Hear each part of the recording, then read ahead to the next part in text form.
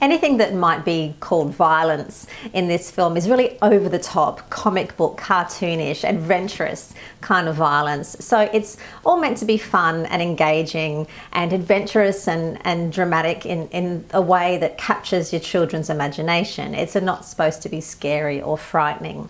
The film actually opens on the high seas with a ship being chased down, and there's cannon fire and a ship looks like it's going to capsize. So there's a bit of tension in the scene, but it's really that sense of adventure which carries then through the rest of the film. So there's a couple of things that I do want to mention as standout possibilities of what you might want to be aware of before taking your kids to see the film. One of them is one character gets stabbed in the behind with a hypodermic needle. So also, if you're a little bit squeamish about needles, then be aware of that one. Another one is there's quite a few scenes where people fall from quite high ledges. And there's one in particular where this character falls from really high up. And it's not quite scary, but you do get a little bit of sort of vertigo from this scene.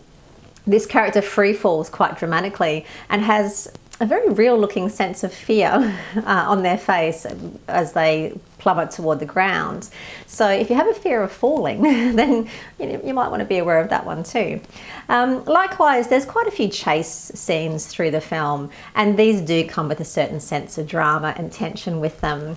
The other scene I want to mention is actually a kind of a flashback scene where there's a whole village is on fire and it's being attacked by a Jabberwocky, which looks a little bit like a dragon if you don't know what a Jabberwocky is. And there's a discussion of a whole family being killed as a result of this invasion.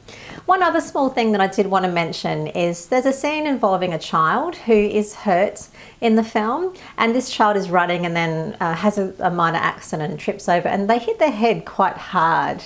Now, all of us have sort of fallen over as kids, and it can be quite painful, and this one does actually bring back a few of those uneasy memories of tripping and falling and just how much it hurts. But in this particular character's case, it results in, I don't want to give away what it is, but it's quite imperative, I guess, to the plot of what happens, which explains another character's disposition, if you like. I know I'm being really vague, but it'll make sense when you see it. But yeah, just be aware that a child does appear to get quite hurt in the film. So there isn't really any blood or gore in the film as such. Like I said, there's a hypodermic syringe and needles and that kind of thing. There's a bit of discussion about a deceased father who also happens to be someone's husband. So yeah, there's mention of that, and grieving and missing this particular character. That's mentioned a few times during the film. So sex and nudity, there really isn't any at all. There's certainly no sex scenes anywhere in the film. The only two little kissing scenes is one character picks up a little metallic kind of character and gives it a kiss on the head, and another character kisses its pets. And there's a few scenes of women wearing ball gowns where a little bit of cleavage is visible, but that's really the only thing that could be termed as nudity through the film. Likewise, alcohol. There is a little bit of alcohol. You do see characters holding champagne and spirits, but that's really it. There's no smoking or anything, or any gambling or anything like that. Certainly no drugs anywhere in the film. And finally, swearing. There isn't any bad language or offensive language anywhere in the film. I think the word bloody is used once. There's a little bit of name calling, and that's really about it. So nothing too offensive in terms of profanity. I mean, if you think about when these characters were first conceived, there's a little bit of chauvinism and misogyny in the film. Like, you do see the female character getting a little bit of a tough time. She's regarded with not the amount of respect that women should be treated with today. So there is a little bit of that present in the film.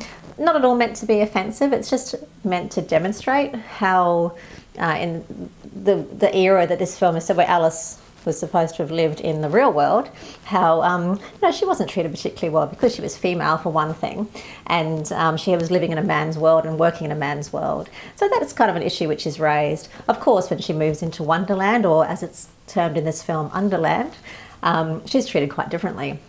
So really that's there to also make the comparison between why she feels her identity is different between one world and the other. And this is the kind of thing that makes for interesting discussion after the film. This is something where you can talk to your children about different scenarios and how you operate, wearing different hats if you like, or how you have to sort of, peg yourself differently in certain scenarios. So at home you can behave differently to at school, for example, or in your scouts club or in your netball team or whatever it is. There's certain kind of responsibilities that come with each heading that you have or title that you have. And so I think that's one interesting thing that you can take out of the film that you can chat about later. So the film is very, as I said, it's very adventurous, it's very fast paced, and I actually found it quite easy to sit through and easy to watch. My smallest child was 4 and he had no problems with going the distance through the film. He thought it was really colourful and really vibrant, and actually loved being a part of the world, or the world building which is present in the film. And he also didn't have any trouble following the storyline, which was nice. There isn't a huge storyline, it's certainly not complex or anything. So I actually found this film to be quite accessible as a family film and quite fun to watch. If you do go and see it, please do leave me a comment below and tell me what you think of Alice Through the Looking Glass. I thought it was quite enchanting. I think it was actually a lot better than what a lot of critics are saying about it. But yeah, tell me what you think, and please do subscribe to the channel as well, so we can chat again in the future about movies.